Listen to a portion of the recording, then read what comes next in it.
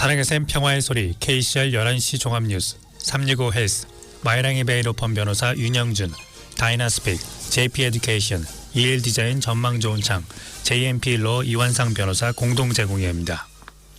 뉴질랜드 뉴스입니다. 크리스토퍼 럭슨 총리는 국제연합의 일환으로 홍해의 해안 안보를 유지하기 위해 6인의 국방군 배치를 발표했습니다. 그는 이것이 중동과 본토에서 항해의 자유를 수호해온 뉴질랜드의 오랜 역사의 연속이라고 말했습니다.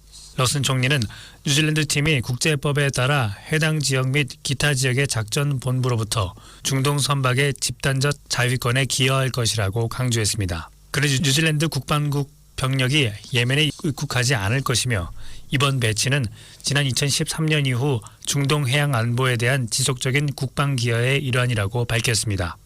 뉴질랜드 군이 무엇을 할 것인지에 대한 구체적인 세부 사항은 공개되지 않았으나 럭슨 총리는 미국의 지원 요청에 따른 것이라고 설명했습니다.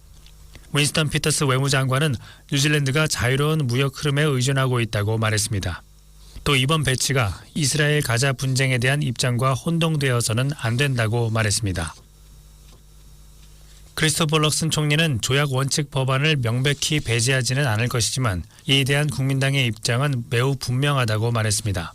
지난주 정부가 제안한 조약 원칙 법안에 관한 법무부 초안 메모가 유출됐습니다.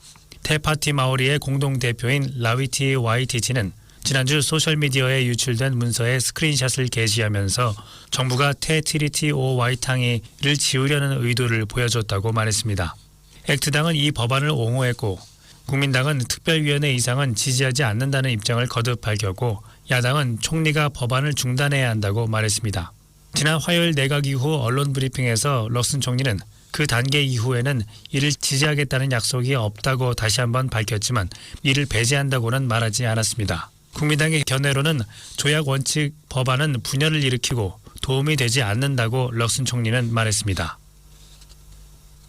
어제 오전 테파티 마오리 공동 지도자인 데비 은가레와 페커는 정부가 전형적인 백인 우월주의자들의 특성을 보여주고 있다고 한 언론사에 말했습니다. 은가레와 페커는 교회 지도자, 이위 지도자 및 정치인들이 작은 랑기티 K 마을에 모인 라타나에서 3일간의 축하 행사 중 자신의 논평을 했습니다.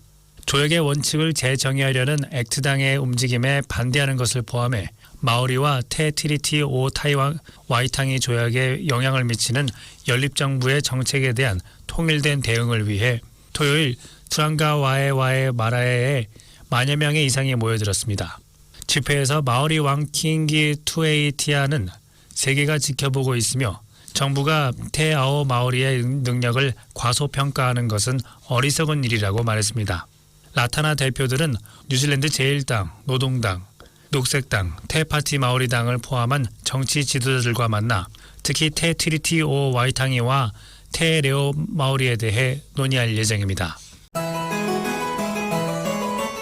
자신감이 생기는 영어 공부, 무료로 영어를 배워보세요. 다이나스픽, 한국어 문의는 027-225-1239로 하시면 됩니다. 감사합니다. 중앙은행이 소매은행 모기지 대출에 대한 규정을 개정하려고 합니다. 오랫동안 기대했던 부채 대비 소득 비율을 도입하는 한편 부동산 대출로 인해 금융 시스템에 미치는 위험을 줄이는 방법으로 대출 가치 비율 LVR을 완화할 계획입니다. 크리스찬 중앙은행 부총재는 이러한 통제가 금융 시스템의 호황과 파산 위험을 더 잘 관리할 것이라고 말했습니다. 부채 대비 소득 비율 DTI 제한은 차용인이 자신의 소득에 비해 감당할 수 있는 부채 금액에 대한 제한을 설정하고 채무 불이행을 촉발하는 금융 시스템 약화의 가능성을 줄이기 위해 고안됐습니다. LVR 제한은 가계가 모기지 채무를 불이행할 때 잠재적인 손실을 줄여 금융 시스템의 탄력성을 향상시키는 것을 목표로 합니다. 중앙은행은 자가 거주자의 소득 대비 부채 비율을 6배, 투자자의 소득 대비 부채 비율을 7배로 제한했습니다. 이를 기준으로 실주택 소유자는 60만 달러 대출에 대해 10만 달러의 소득이 필요하고 투자자는 70만 달러 대출에 10만 달러가 필요합니다. 크리스천 부총재는 여전히 은행의 낮은 디포짓을 가진 고객에게 대출할 수 있는 재량권을 부여할 것이며 새로운 DTI 메커니즘은 대규모 대출을 제공할 수 있지만 주택자금을 모으는데 어려움을 겪을 수 있는 첫 주택 구매자들에게 더 적합할 것이라고 말했습니다. 그런 주택시장이 작년의 하락 이후 보다 지속 가능한 수준에 이르렀다고 말했습니다. 우럴스와 푸드스타프의 잘못된 가격 정책에 대한 상무위원회의 새로운 조사에 따라 슈퍼마켓 독점을 해체해야 한다는 요구가 다시 제기되고 있습니다.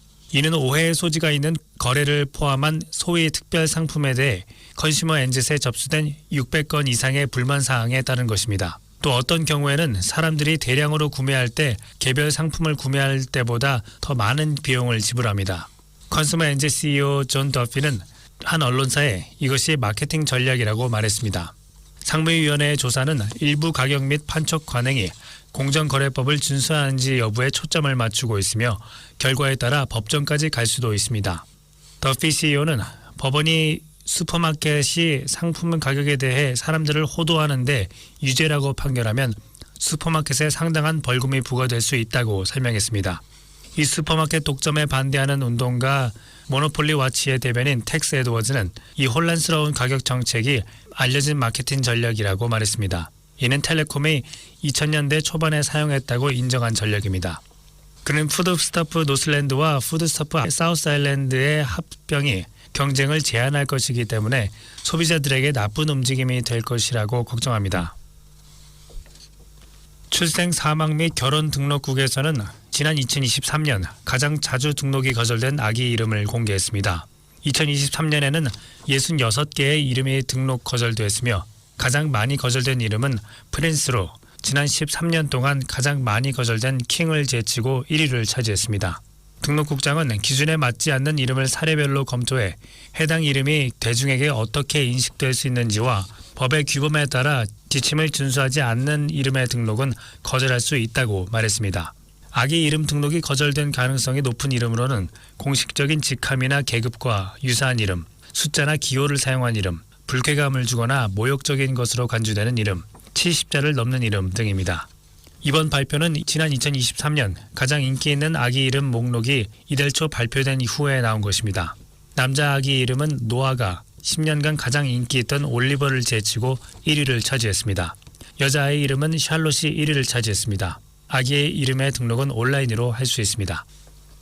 지금까지 전해드린 뉴질랜드 뉴스는 뉴스허브, 원뉴스, RNZ, 뉴질랜드 헤럴드, 스토프, 인터넷.co.nz에서 간추렸습니다. 오늘의 환율 정보입니다. 뉴질랜드 달러화 대비 원화의 기준 환율은 814원 81전, 한국에서 보낼 때 822원 95전, 한국에서 받을 때 806원 67전입니다.